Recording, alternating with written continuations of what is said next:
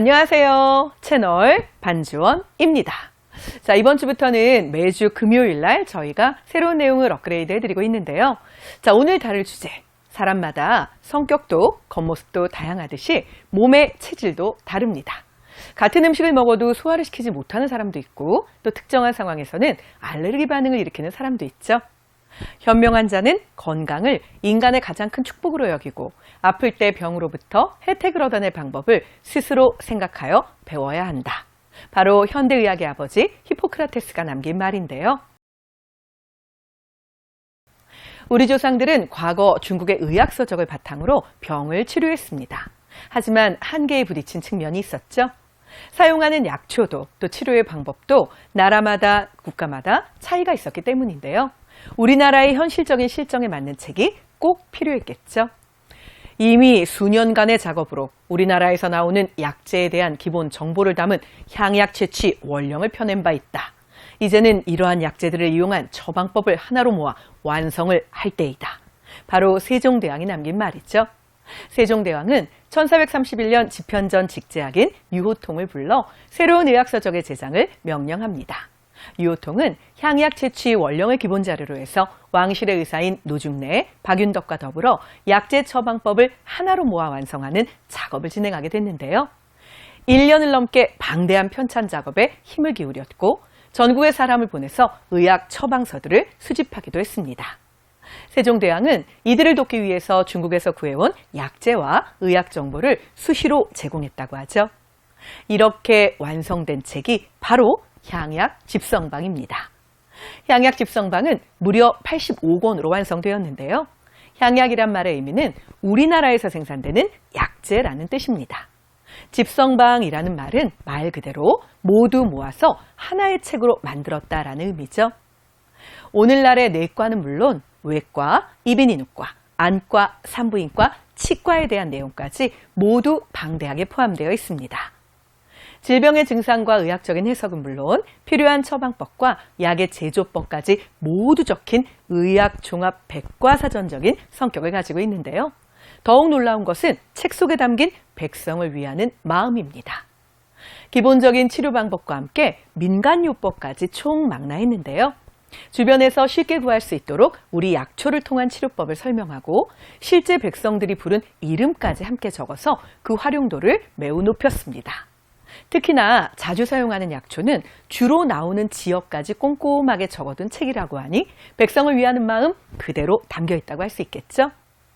우리나라에 딱 맞는 그리고 우리나라 백성들을 진심으로 위해서 만들어진 책이라는 점에서 이미 향약 집성방은 대단한 평가를 받고 있습니다. 우리나라 사람의 질병을 치료하는 데에는 우리나라 풍토에 적합하고 우리나라에서 생산되는 약재가 더 효과적이다. 향약 집성방이 담고 있는 조상들의 과학적인 노력과 연구, 정말 훌륭한 의서는 어떻게 만들어지는지 그 과정과 의미를 다시 한번 생각해보게 해주죠. 의서라고 하면 동양 최고의 의학 백과사전, 이 책을 빼놓을 수가 없는데요. 여러분의 머릿속에 떠오른 바로 그 책이 정답일 겁니다. 동의보감이죠. 유쾌한 한국사의 앞 영상에서는 허준과 동의보감의 이야기를 살짝 맛보기로 들려드렸습니다. 혹시 기억 안 나신다면 앞 영상을 한번 참고해 보세요. 안 보신 분들은 의사와 과학자 이야기를 통해서 약간의 맛보기 지식을 보고 오시면 더욱 흥미롭게 앞으로 들려드릴 이야기를 즐기실 수 있을 겁니다. 동의보감, 말은 많이 들어봤지만 정작 동의보감의 뜻이 무엇인지는 생각해 보신 적 있나요? 동력, 의원, 보배, 거울, 감. 즉 동이라는 말은 동쪽 조선의 전통 의학이라는 의미고요. 보감이라는 단어는 보배로운 거울이라는 의미입니다. 그러니까 동양 우리나라의 전통 의학은 정말 보배로운 거울과도 같다라는 뜻이 되겠는데요. 우리 의학에 대한 자부심이 그대로 느껴지는 제목이라고 할 수 있죠. 조선시대 의원이었던 허준은 선조임금의 명령으로 처음 편찬을 시작했습니다. 이 의학서적이 대단한 책으로 완성되기까지는 많은 위기와 우여곡절이 있었는데요. 그 이야기를 지금부터 들려드릴게요. 허준은 이름 있는 양반 가문의 서자로 태어난 중인 신분이었습니다. 당시의 중인은 과거 시험 가운데 기술직인 잡과에만 응시할 수 있었는데요. 허준도 잡과에 합격해서 의수를 닦았고 궁중의사인 내의원의 자리까지 올라갔습니다. 1596년 선조의 명령으로 대대적인 국가사업이 시작되었죠. 허준과 다른 의원들은 힘을 모아 책을 만들기 시작했습니다. 하지만 곧 임진왜란이 심화되면서 책 만들기 사업은 잠시 중단되었는데요. 전쟁이 끝나고 수도로 돌아온 선조는 궁중에 보관되어 있던 각종 의학 관련 책을 허준에게 건네주며 책임지고 책을 완성하라고 명령했습니다.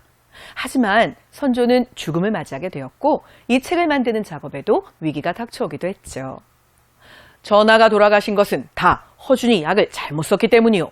왕의 병을 치료하는 어이라면 임금님의 건강을 책임지지 못했으니 그 벌을 받아야 합니다. 조선시대의 왕의 죽음은 담당 어이의 책임이기도 했는데요. 이때 허준에게 도움의 손길을 내민 사람은 다름 아닌 광해군이었습니다.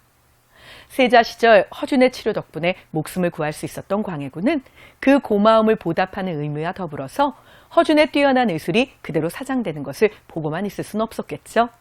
결국 광해군은 허준을 감싸려고 했습니다. 하지만 허준을 시기하고 있던 신하들의 반대를 완전히 꺾을 수는 없었는데요. 결국 허준은 의주로 유배를 떠나야 했고 그곳에서 묵묵히 의서지필에 몰두할 수 있는 시간을 얻게 되었습니다. 시간이 흘러 유배가 풀렸을 때 광해군은 70세가 넘은 허준을 내의원에서 다시 일할 수 있도록 했고 자신의 병을 돌보도록 했습니다.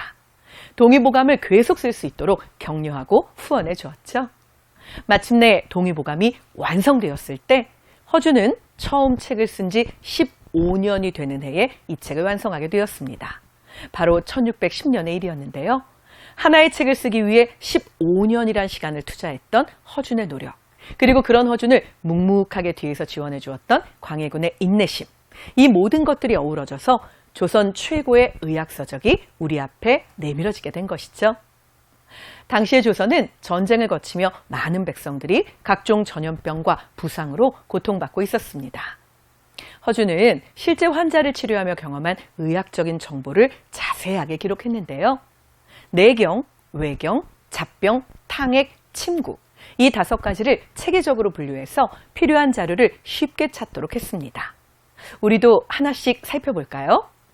내경은 우리 몸을 구성하는 오장육부에 대한 내용을 담고 있는데요. 반면 외경은 겉으로 드러나는 신체 기관별 기능과 질병을 다루고 있습니다. 잡병 부분에서는 병의 원인과 증상을 설명하고 각각에 알맞는 치료법을 제시하고 있죠. 탕액은 약을 재료로 하여 구하는 방법, 그리고 처방하는 방법까지 모두 소개되어 있습니다. 마지막으로 침구편은 침과 뜸에 대한 이론과 실제 적용 방법을 기록했는데요. 이 모든 것들이 체계적으로 나뉘어져 있고 자세하게 기록되어 있기 때문에 오늘날 그 가치를 더 높게 인정받고 있습니다. 더불어 주변의 산과들에 널려있는 야생약초를 이용하는 방법까지 다양하게 기록해 두었는데요. 가난한 백성들도 주변에서 쉽게 구할 수 있는 약초를 바탕으로 본인을 스스로 치료할 수 있는 길을 열어주었다니 더욱 대단하죠. 동의묘관과 K의학은 조선을 넘어 주변 국가에서도 베스트셀러가 되었습니다. 중국 사신은 조선에 오면 동의보감을 반드시 구해가려고 했었는데요. 나중에는 중국을 넘어 일본과 동아시아 전역에까지 널리 알려지게 되었습니다. 조선의 문화와 학문, 그리고 의술이 얼마나 높은 경지에 도달했는지 알 수 있는 아주 귀한 사료적 대목이죠. 동의보감이 더욱 대단한 것은 바로 허준의 의학 철학 때문입니다. 허준은 병이 생기는 이유가 외부적인 원인뿐만이 아니라 마음의 문제라고 보았죠. 몸과 마음이 평온하고 행복을 추구하면 결국 병도 예방할 수 있다고 여겼습니다. 인간의 몸이 마치 우주와 닮아 있고 자연의 원리를 따르면 인체의 균형을 지킬 수 있다는 철학까지 가지고 있었다니 당시로서는 정말 대단한 사람이 아닌가요? 서양보다도 앞서 공중보건과 예방의학적 성격을 담고 있는 책, 그것이 바로 동의보감이기도 한데요. 책을 처음 만들 때 세운 원칙은 다음과 같았다고 합니다. 병을 고치기에 앞서 수명을 늘리고 병이 안 걸리도록 하는 방법을 더 중요하게 여긴다. 당연히 몸을 잘 지키고 병을 예방하는 것이 병이 걸린 후에 치료를 하는 것보다 낫다는 것을 이미 알고 있었던 것이죠. 동의보감은 그 가치를 인정받아 2009년 유네스코 세계 기록유산에 등재된 자랑스러운 우리의 문화재입니다. 사람은 우주에서 가장 높고 귀한 존재다. 동의보감 속의 아름다운 구절인데요. 백성들을 진심으로 아끼고 얼마나 귀하게 여겼는지 그대로 보여주는 대목이죠.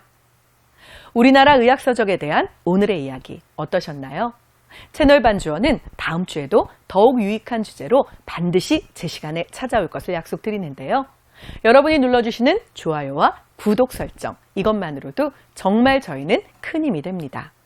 오늘 들려드린 이야기도 즐겁고 재미있게 역사를 접하는데 또 다른 통로가 되어주길 진심으로 바랍니다. 여러분, 오늘도 감사했습니다.